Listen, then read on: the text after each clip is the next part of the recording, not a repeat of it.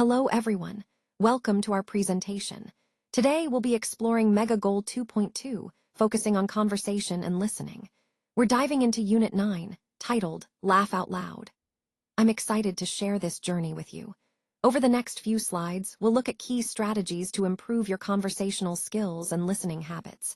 So let's get started and enjoy the learning experience together. Let's take a look at our lesson objectives for today. First, our goal is to match words with their correct meanings. This will help us improve our vocabulary and understanding of new terms. Second, we want to learn how to use real talk in complete sentences. This is essential for practicing real-life communication skills.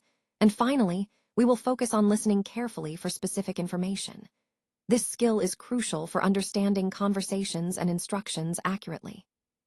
These objectives are all connected to helping you become a more confident and effective communicator. So, as we go through the lesson, keep these goals in mind. They'll guide your learning and help you stay focused. Let's start with a quick warm-up. Think about your own reactions to humor. Do you like jokes, or do they sometimes fall flat for you? This is a great way to get us thinking about our personal preferences. Now, I want you to consider how you really feel about jokes in general. Are they a source of joy, or do they sometimes make you uncomfortable? And finally, reflect on people who tell a lot of jokes. How do you perceive them? Do you see them as funny and engaging, or could it sometimes be a bit much?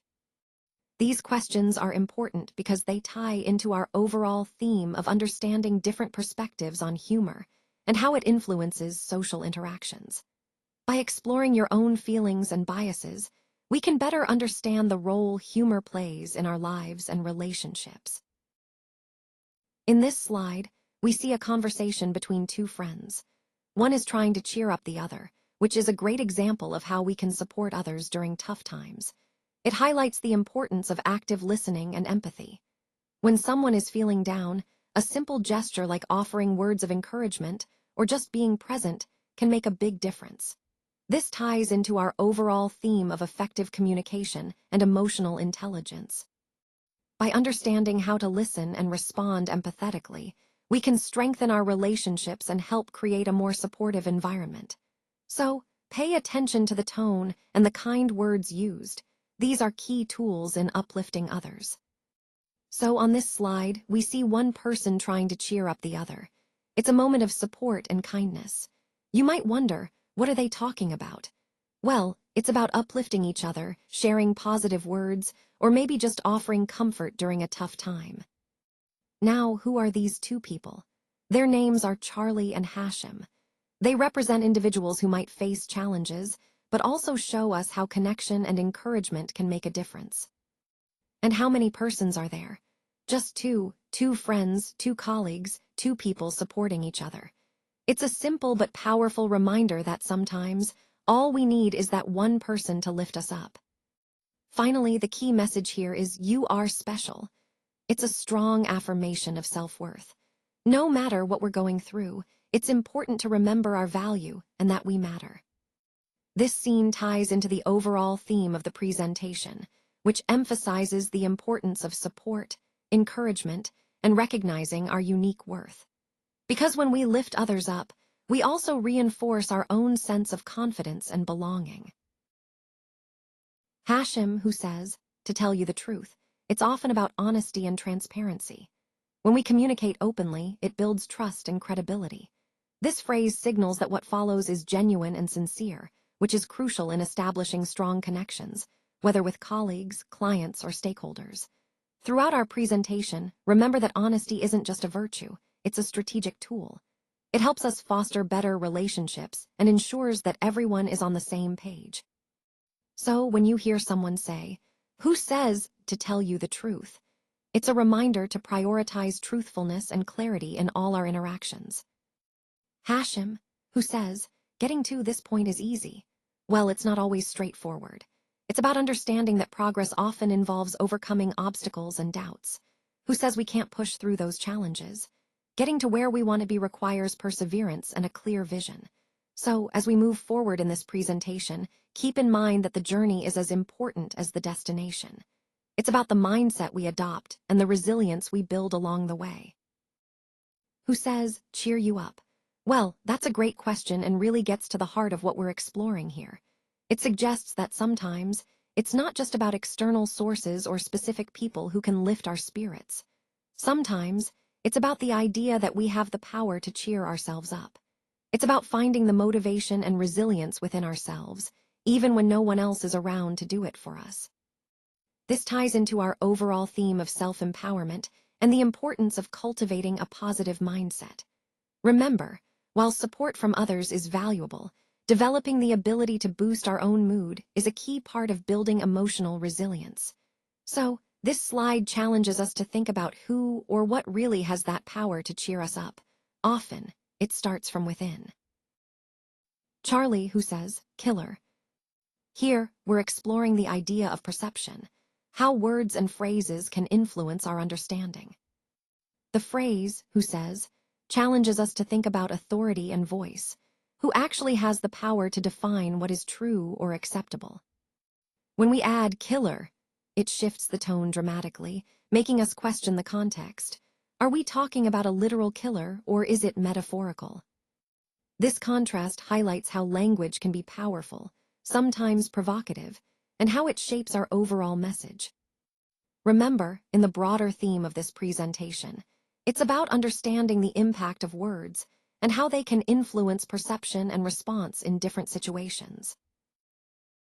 Hashim, who says, blow me away. Well, what does that really mean? It's about those moments or experiences that completely surprise us and leave us in awe. It's the kind of impact that makes us sit up and pay attention, that shifts our perspective or elevates our expectations. When we talk about blowing someone away, we're referring to creating a memorable impression, something so compelling that it sticks with you. This ties into the overall theme of the presentation, which is about the power of innovation and the importance of making a significant impact. It's about striving to deliver that moment that truly stands out and resonates deeply with your audience. Let's take a moment to read the words and their meanings. As we go through this, I want you to focus on understanding each term and how it relates to our overall topic. Clarifying these keywords will help us better grasp the concepts we're discussing and make the connections clearer. Remember, knowing these definitions is essential for applying the ideas effectively. So, let's proceed carefully and make sure we really understand what each word means in this context. Because the jokes didn't blow him away, it really highlights how sometimes humor alone isn't enough to make a strong connection or lift someone's spirits. In Hashim's case, the jokes didn't quite hit the mark, and that shows us that emotional support or understanding often requires more than just humor. To cheer Hashim up, we need to consider what truly resonates with him, what makes him feel valued and understood. This part of the presentation underscores the importance of genuine engagement and personalized support, especially when trying to lift someone's mood or motivate them. It ties back to our overall theme, that effective communication and meaningful interactions are key in leadership and team building. So, it's a reminder that sometimes a simple joke isn't enough. We need to connect on a deeper level to really make a positive impact. All right, let's talk about how to handle jokes when you're not sure if your audience gets them. Sometimes, you might tell a joke and notice a blank stare or confusion. In these moments, it's helpful to ask, "Did you understand the joke?" This way, you can gauge whether your humor landed or if you need to clarify. Using questions like this encourages engagement and keeps the conversation flowing smoothly. It's especially useful when you're introducing a joke or trying to connect with your audience through humor. Now, the slide also points out some common phrases used for telling and responding to jokes. These phrases help create a conversational atmosphere, making the joke more natural and approachable. Remember, the goal is to foster a relaxed environment where everyone feels comfortable and connected. So keep these strategies in mind. They're key to effective communication, especially when humor plays a role in your presentation. It's all about making sure your message resonates and that your audience feels involved. Now, let's take a closer look at the expressions used in the conversation. Understanding these phrases is key to grasping the tone and intent behind the dialogue. We'll explore how specific expressions help convey politeness, agreement, or even disagreement, and how they fit into the overall communication style. Recognizing these expressions also allows us to better interpret the speaker's attitude and intentions. As we go through this, keep in mind that these language choices are essential for effective and respectful communication, which ties back to our broader theme of mastering conversational skills. Let's take a moment to complete this chart by exploring what we've learned about animals and their ability to laugh. When we listen to someone talking about this fascinating topic, we realize that laughter isn't just a human trait. Many animals, from primates to even some birds, display behaviors that resemble laughter or joy. These sounds and actions often occur during play or social bonding, which suggests that laughter might serve an important role in strengthening relationships. Understanding these behaviors helps us see animals as complex, emotional beings, and it ties into our overall theme of recognizing the emotional lives of animals. By studying their laughter, we gain insight into their social worlds and perhaps even learn more about our own. So, as we fill out this chart, let's keep in mind how these behaviors reflect their cognitive and emotional capacities, bridging the gap between humans and animals in a meaningful way. Now let's take a look at some of the playful sounds and behaviors we see in animals. You might hear chirping and chuckling, which are common sounds among many species. For example, rats are known to play with each other, and their interactions often include being tickled or engaging in playful antics. They also enjoy seeing people, especially if they associate us with feeding or companionship. Sometimes, rats even play tricks on unsuspecting visitors, adding to their playful nature. Moving on to birds, parrots and mynah birds are quite social and expressive. You might notice a panting sound that resembles a cheerful ha ha ha, which is often a sign of their excitement or happiness while chasing and playing with each other. These behaviors highlight their social bonds and their enjoyment of interaction. Finally, chimpanzees are highly social animals as well, and their playful activities are a key part of their social structure. Watching these animals play, chase, and engage with one another reminds us of the importance of social connections across species. All these behaviors underscore how play is a vital aspect of animal life, promoting bonding, learning, and overall well-being. Let's take a closer look at B versus V. These two sounds can be tricky because they are quite similar, but there are some key differences. The B sound is a voiced bilabial stop, which means you bring your lips together and then release a burst of air, like in the word ball. On the other hand, is a voiced labiodental fricative, where the top teeth gently touch the bottom lip, creating a friction sound, as in vase. A helpful way to distinguish them is to notice where the airflow is coming from. For B, the airflow is blocked completely by the lips before it's released, while for V, the airflow is continuous through the small gap between the teeth and lip, producing that buzzing quality. Understanding these differences is important because mispronouncing one for the other can change the meaning of words and potentially lead to misunderstandings. So, when practicing, focus on the placement of your lips and the airflow. Remember, B is all about the lips coming together briefly and involves the teeth and lip working together to produce that friction sound. Connecting this to our overall theme, mastering these subtle distinctions helps us communicate more clearly and confidently. All right, let's take a closer look at this slide. As you can see, we have a series of points labeled from A through I. Each of these points represents a different aspect or step in our process.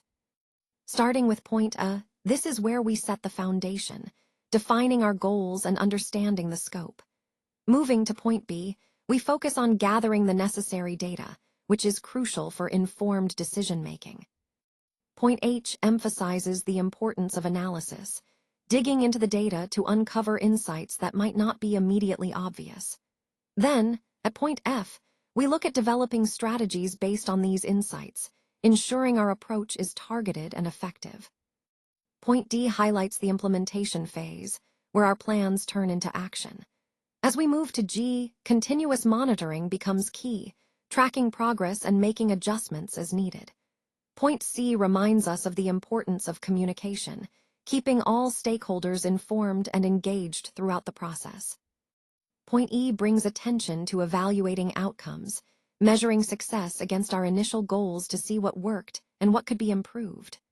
Lastly, Point I underscores the importance of feedback, using lessons learned to refine our future efforts and strengthen our overall strategy. By connecting all these points, we see a clear, cyclical process that emphasizes planning, action, evaluation, and continuous improvement, all essential for achieving sustainable success. All right, for your homework, please turn to your workbook and go to page 316.